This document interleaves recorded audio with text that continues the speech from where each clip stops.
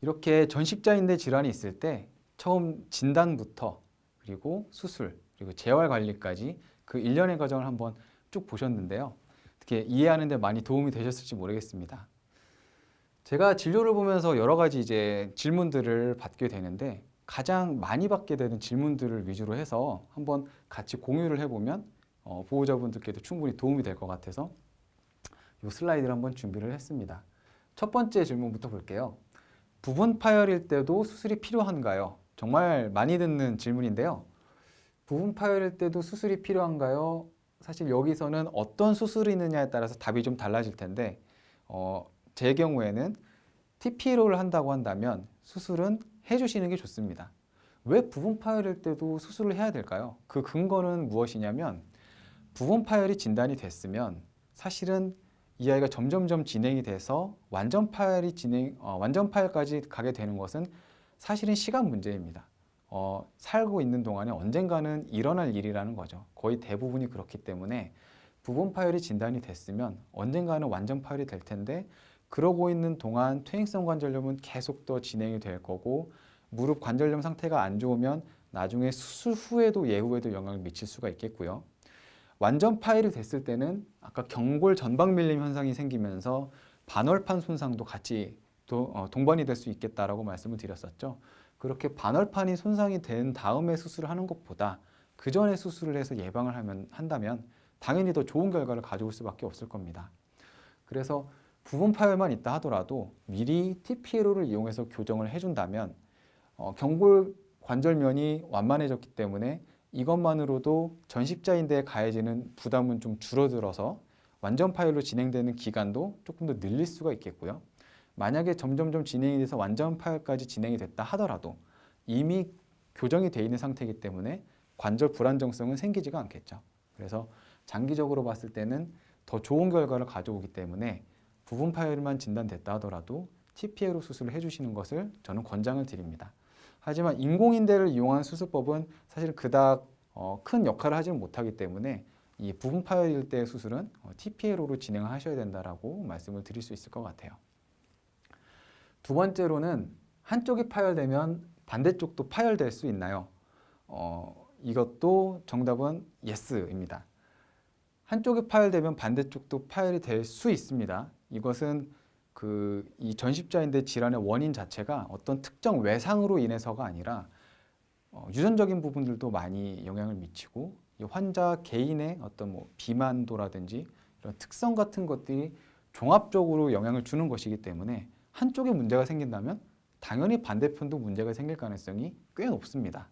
그래서 실제로 연구했던 논문이 있는데 이 한쪽 십자인대 파열로 완전 파열로 진단됐던 환자가 몇 년 내에 반대편 다리를 수술하게 됐던 경우가 40%에서 60% 논문마다 차이가 있지만 그냥 쉽게 절반 정도의 환자들은 반대편 다리도 수술을 했다라는 그런 연구 논문이 있었습니다. 그래서 저도 항상 이 전십자인대 질환으로 진단됐던 환자 보호자분들께는 이쪽 다리를 수술을 하면서 반대편도 언젠가는 문제가 될 수 있다는 가능성을 꼭 언급을 드리고 있습니다. 네. 세 번째로는 수술을 안 해도 잘 지내는 경우가 있던데 꼭 수술을 해야 하나요? 이런 오해들을 하시는 경우가 있어요. 왜 오해라고 제가 말씀을 드리냐면 일단은 이 굉장히 주관적인 기준이 있어요. 잘 지내는 경우에 대한 기준이 좀 주관적이고요. 꼭이라는 것도 사실은 좀 애매한 부분이에요. 왜냐하면 이 십자인대가 끊어졌을 때 사실 잘 지내는 게 제 입장에서는 아이가 체중 지지할 때도 통증에서 자유롭고 잘 뛰고 놀고 하는 게 잘 지내는 건데 어떤 보호자분들께서는 그냥 아이가 좀 걸어 다닐 수 있고 자기가 먹고 싶을 때 밥 앞에 가고 소변 보고 싶을 때 화장실 가고 하는 것도 잘 지낸다고 생각하시는 경우도 있으세요. 그거를 잘 지내는 경우라고 여기신다면 수술을 안 하더라도 그런 생활은 당연히 가능할 정도로 회복을 할 수는 있어요. 하지만 좋은 결과를 갖기 위해서는 당연히 수술을 하시는 게 좋은 결과를 가져올 수 있겠고요. 그렇게 수술을 안 하게 됐을 때 어떤 결과가 일어나게 되냐면 이게 계속적으로 전방 밀림 현상이 남아있는 경우들도 물론 있을 수 있지만 대부분은 시간이 지나면서 무릎 관절의 섬유화라는 과정이 일어나게 됩니다. 이 섬유화라는 것은 불안정성이 계속 있다 보니까 관절염이 진행이 되고 그 부분에 이제 질긴 섬유 조직들이 들어차게 되는 거예요. 그 질긴 섬유 조직들이 단단하게 이제 결합을 한 상태가 완성이 되면 약간의 불안정성은 해결이 돼요. 해결이 되는데 그 섬유화가 됐다는 것 자체가 이미 퇴행성 관절염이 엄청나게 진행이 됐다는 걸 의미를 하게 되는 거죠. 그렇기 때문에 관절염 때문에 생길 수 있는 증상들은 다 갖게 되는 것일 거고요.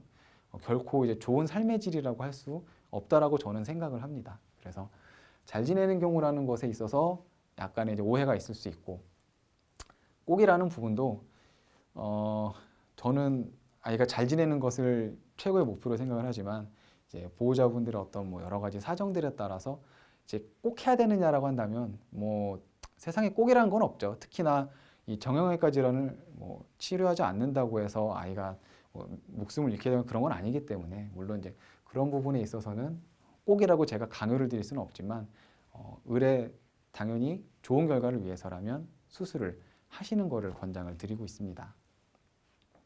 자, 네 번째로 수술 이후에도 재발할 수 있나요? 재발할 수 없습니다. 재발하는 걸로 착각을 하실 수는 있을 것 같아요. 왜냐하면 이미 십자인대가 끊어졌는데 재발이라고 하는 거는 다시 끊어진다라는 것을 의미하잖아요.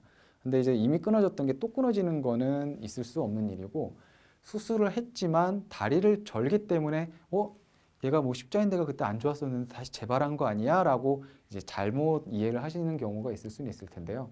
재발이 아니고 아마 퇴행성 관절염이 있었기 때문에 수술을 한 뒤에도 관절염 때문에 오는 통증, 이런 것들 때문에 가끔씩 다리를 저는 경우들도 있을 수 있겠고요.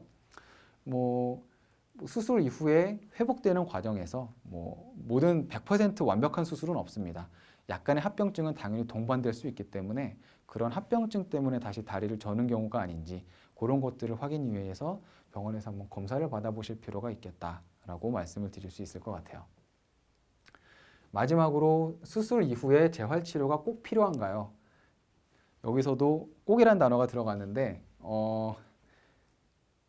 제일 좋은 결과를 위해서는 당연히 저는 굉장히 적극적으로 권장을 드리고요. 아까 영상에서도 보셨던 것처럼 굉장히 뒷다리 건강을 회복하는데 어마무시하게 도움이 되는 그런 운동들을 진행을 합니다. 사람도 열심히 운동을 해서 근육량이 많이 늘어나는 사람들 같은 경우에는 이 회복하는 속도가 엄청난 차이가 나요. 하물며 반려동물들도 마찬가지입니다. 근육량이 뒷받쳐주게 되면은 다리 기능, 다리의 기능은 뭐 서고 움직이고 뛰고 하는 것들이 다리의 기능이라고 할 수 있잖아요. 이런 다리의 기능들을 최대치로 회복했을 때 어디까지 갈 수 있느냐, 이것을 확 올려줄 수 있는 것이 재활치료라고 말씀을 드릴 수 있을 것 같아요. 그래서 우리 환자들이 최고의 결과, 그러니까 100%까지는 아니더라도 해줄 수 있는 데 있어서 가장 최상의 결과를 가져오기 위해서는 재활치료를 했을 때 그렇게 될 수 있는 확률이 당연히 더 올라갈 수밖에 없겠죠. 그렇지만 이제 꼭 필요한가요? 라고 물어보신다면, 물론 이 재활하는 과정도 굉장히 뭐 가벼운 과정은 아니기 때문에 아이의 어떤 관절염의 정도나 수술 후에 체중 지지를 금방 하고 잘 회복하는 굉장히 좀 가벼운 환자들 같은 경우에는 뭐 꼭 하지 않더라도 집에서 충분히 보호자분이 아이의 어떤 움직임을 좀 유도시켜 주실 수 있고, 그리고 정기적으로 가벼운 산책을 하면서 다리 근육량 회복하는 정도의 도움을 주신다면 충분히 좋은 정도로 회복을 할 수는 있습니다. 그렇기 때문에 그것들도 환자 상태에 따라서 약간의 차이는 있을 수 있기 때문에 수의사 선생님과 상담 후에 이 재활치료 여부를 결정하시는 게 좋겠다라고 말씀을 드릴 수 있을 것 같아요.